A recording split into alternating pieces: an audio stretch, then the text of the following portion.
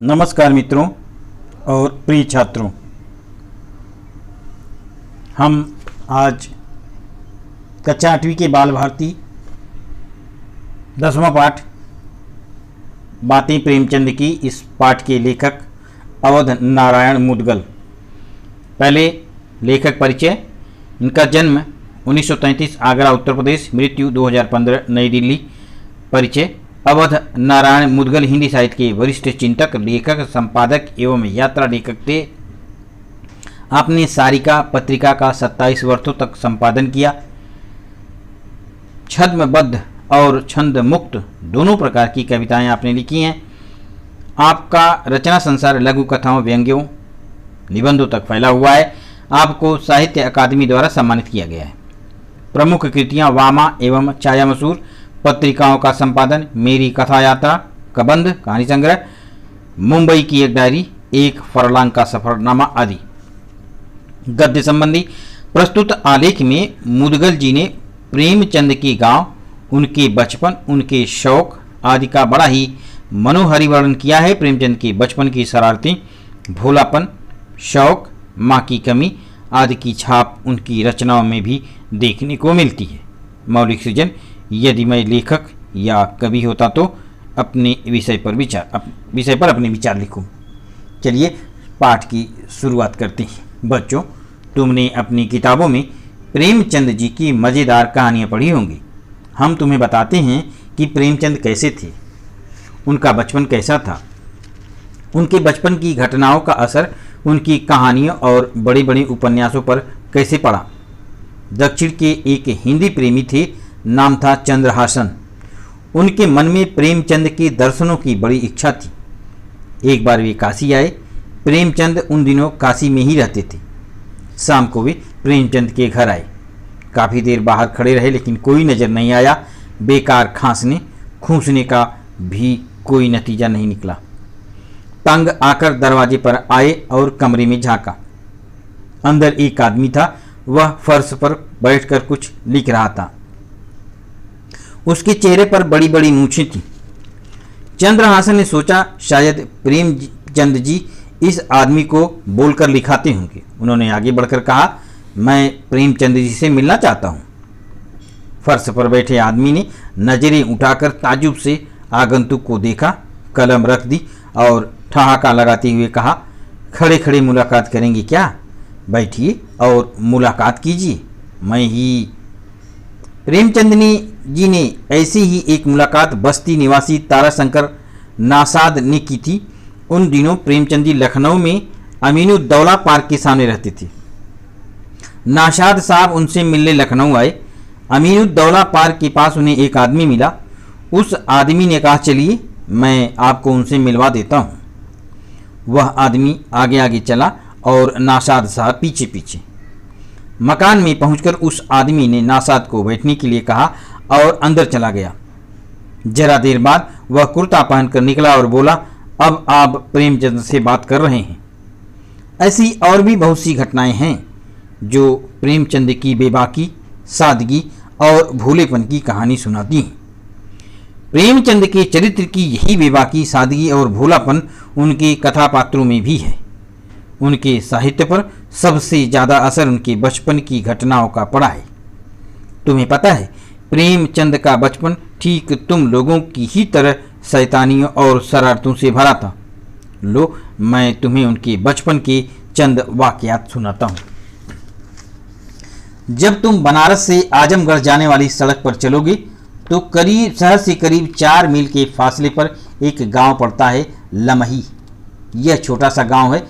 इसमें सभी जातियों के 35-40 घर हैं। यही उस गांव की आबादी है। इसी गांव में मुंशी अजायब लाल के घर प्रेमचंद जी का जन्म हुआ। मुंशी अजायब लाल नेक तबीयत के आदमी थे। घर बाहर सब जगह अपनी बिसात भर दूसरों की मदद करते थे। वैसे बिसात ही कितनी थी, 10 रुपये का डाक मुंशी हुए थे और 40 रुपये तक पहुँचते पहुँचते रिटायर हो गए।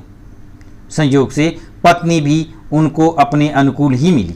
देखने में जितनी सुंदर, स्वभाव में उतनी ही कोमल। लेकिन उन्हें एक दुख था, उनके बच्चे नहीं जीते थे। 2 लड़कियां हुई और दोनों जाती रहीं। गांव की औरतों ने शोर मचा दिया। आनंदी का अपने मैके जाना ठीक नहीं, वहां भूत लगते हैं। भूत प्रेत की बात तो दीगर है, लेकिन यह सच है कि उसके बाद तीसरी लड़की जिंदा रही। उसका नाम सुग्गी था। उसके 6-7 साल बाद शनिवार 31 जुलाई 1880 को प्रेमचंद का जन्म हुआ। पिता ने इनका नाम धनपत और ताऊ ने नवाब रखा। नवाब में माँ के प्राण बसते थे।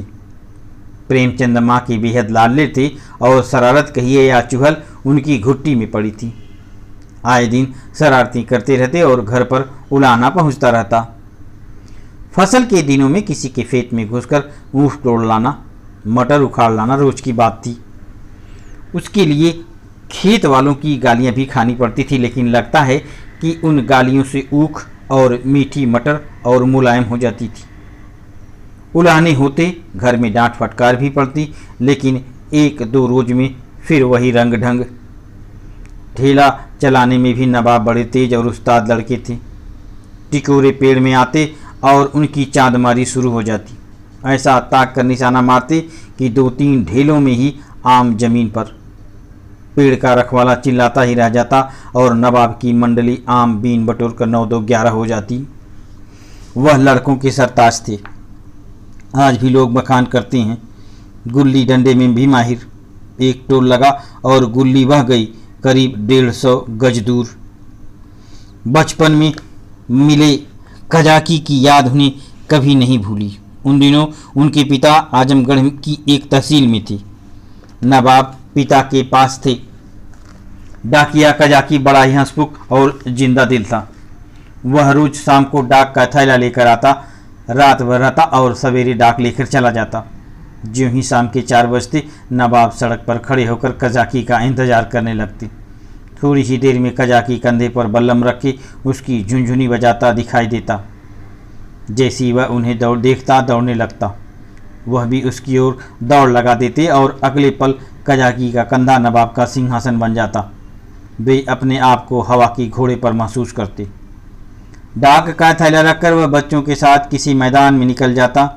उसके साथ खेलता, विरहे सुनाता और कहानियाँ सुनाता। उसे चोरी, डाके, मारपीट और भूत प्रेतों की सैकड़ों कहानियाँ याद थीं।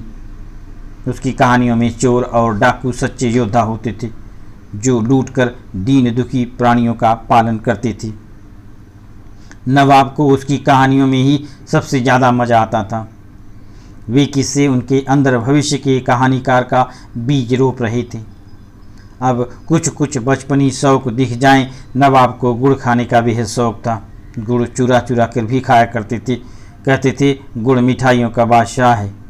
गुड़ की चोरी का एक वाकया उन्होंने बयान किया है।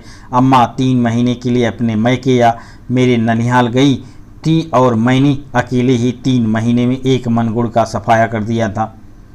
जाते वक्त अम्मा ने 1 मन गुड़ लेकर मटके में रखा और उसके मुंह पर 1 सकोरा रखकर मिट्टी से बंद कर दिया। मुझे सख्त ताकीद कर दी थी कि मटका न खोलना। मेरे लिए थोड़ा सा गुड़ एक हांडी में रख दिया था। वह हांडी मैंने 1 हफ्ते में सफ़ा चट कर दी। मुझे गुड़ का कुछ ऐसा चस्का पड़ गया था कि हर वक्त वही नशा सवार रहता। मेरा घर में आना गुड़ के लिए शामत आना था। 1 हफ्ते में हांडी ने जवाब दे दिया। मटका खोलने की सख्त मनाही थी और अम्मा के घर आने में अभी पौने 3 महीने बाकी थे। एक दिन तो मैंने बड़ी मुश्किल से जैसे तैसे सब्र किया, लेकिन दूसरे दिन एक आह के साथ सब्र जाता रहा और मटके की एक मीठी चितवंत के साथ होश रुखसत हो गया।